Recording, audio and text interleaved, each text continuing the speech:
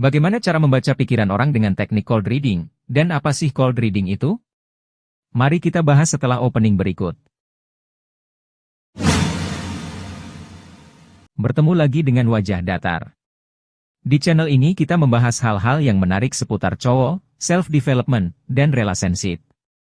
Jika kamu suka, silahkan subscribe dan nyalakan notifikasinya, agar kamu tidak ketinggalan video-video terbaru dari kami. Disclaimer. Cara ini bukan trik psikis atau sulap yang kamu gunakan untuk membuat orang terkesan. Teknik yang dijelaskan dalam video ini berfokus pada membantu memahami motivasi dan perilaku orang, sambil memperkuat hubungan interpersonal.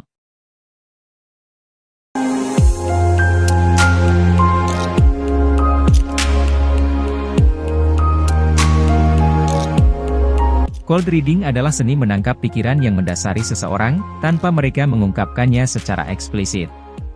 Teknik ini terdiri dari serangkaian teknik yang membantu membaca dan mengungkap apa yang disimpan seseorang untuk diri mereka sendiri.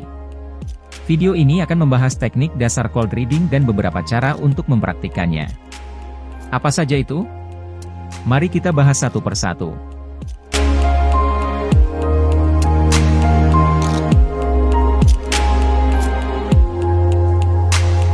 Yang pertama, mengembangkan empati. Kami telah mengatakan hal ini di video-video sebelumnya, dan kami akan mengatakannya lagi, bahwa empati adalah keterampilan bukan merupakan sifat bawaan lahir. Tapi itu di luar topik dari video ini. Hanya sebuah catatan yang perlu diingat ketika berlatih cold reading. Jangan sampai, emosi kamu menghalangi kamu saat kamu mempraktekkan teknik ini. Ingat, kamu hanya membaca pikiran orang bukan menulis pikiran orang. Semoga kamu bisa mendapatkan gambarannya.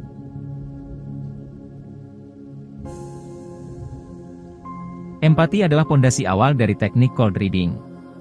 Kemampuan untuk memahami emosi dan memahami bagaimana orang yang berbeda saat mengekspresikan emosi yang sama, adalah satu-satunya keterampilan yang memungkinkan kamu membaca pikiran orang. Cara terbaiknya adalah dengan kamu berlatih melakukan hal ini setiap hari. Kamu terus-menerus mempraktikkan empati dalam kehidupan sehari-hari kamu, dalam setiap interaksi dengan orang lain. Kita semua, pada tingkat yang berbeda, menyesuaikan ucapan kita tergantung pada lawan bicara kita. Itu adalah konsekuensi langsung dari melatih empati dan kesadaran situasional. Triknya adalah dengan melakukannya secara sadar. Mengapa empati adalah inti dari cold reading? Karena satu alasan yang sangat sederhana, yaitu, pikiran manusia sering didorong oleh emosi. Meskipun mereka dapat menyembunyikan pikiran mereka, akan selalu ada ekspresi dari emosi yang mendasarinya. Itulah yang harus kamu temukan, kemudian kumpulkan potongan-potongan teka-teki tersebut untuk sepenuhnya memahami pemikiran di baliknya. Untuk melakukan itu, kita akan menggunakan trik berikutnya.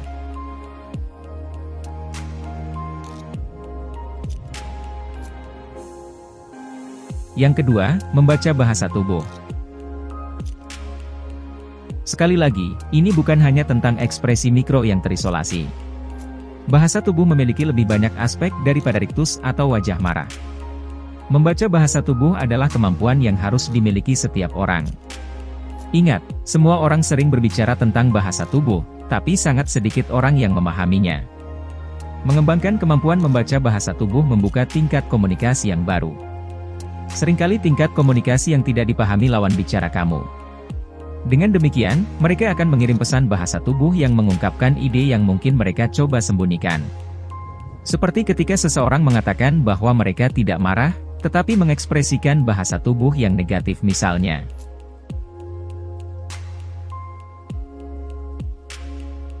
Dan yang ketiga, komunikasi verbal. Faktanya, orang-orang mengatakan lebih banyak daripada yang mereka inginkan. Fakta lainnya, banyak dari kamu tidak mendengarkan. Komunikasi verbal adalah lautan informasi dan gudang konsep yang tak ada habisnya.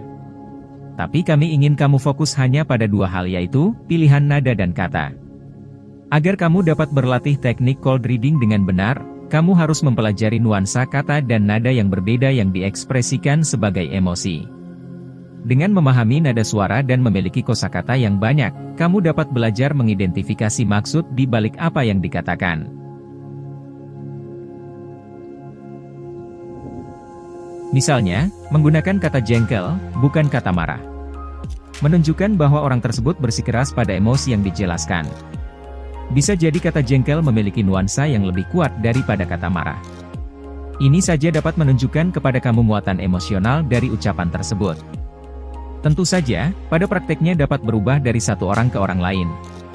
Tetapi cara yang kami sebutkan di video ini adalah dasar untuk membaca pikiran orang yang lebih baik. Ini adalah salah satu keterampilan sosial terpenting yang kamu perlukan.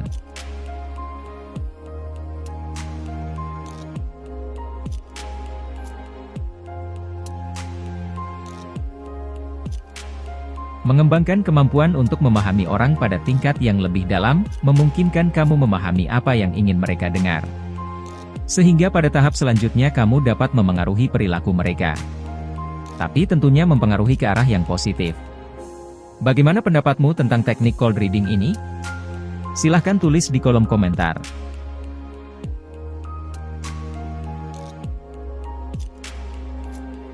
Jika video ini bermanfaat, silahkan like, komen, dan share ke teman-teman kamu. Dan jangan lupa, bagi yang belum subscribe, silahkan subscribe dan nyalakan notifikasinya, agar tidak ketinggalan video-video terbaru dari kami. Sampai jumpa di video selanjutnya.